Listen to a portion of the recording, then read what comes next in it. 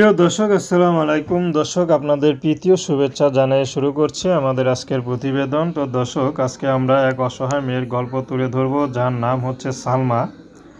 সালমা গার্মেন্টসে চাকরি করত, কিন্তু বর্তমানে চাকরিটা ছেড়ে দিয়েছে, কারণ সালমা এখন চাচ্ছে নিজের ভবিষ্যৎ করতে।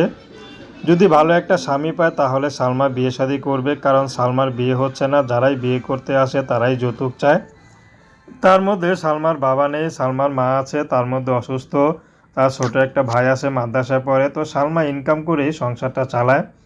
তো সালমা অনেক কষ্ট লাগে যে ছোট থেকে কষ্ট করতে করতে বড় হয়েছে। যেই কষ্ট নাকি, বা যে কষ্ট মাথায় একটা যদি ছাদ থাকতো তাহলে এত কষ্ট করতে হতো না।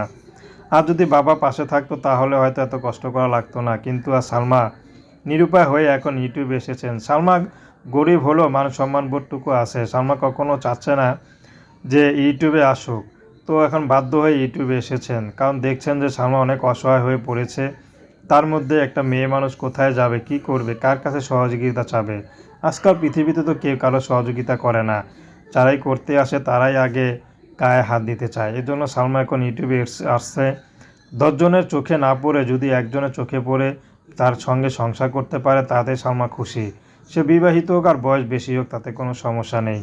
তো দর্শক, প্রেম, ভালোবাসা, সাহায্য, সহযোগিতা, বিয়ে শাদী করা একান্ত আপনাদের ব্যক্তিগত ব্যাপার। আসুন আমরা 5 ওয়াক্ত নামাজ পড়ি, সর্বদাই দেশের সেবা করি। আসসালামু আলাইকুম।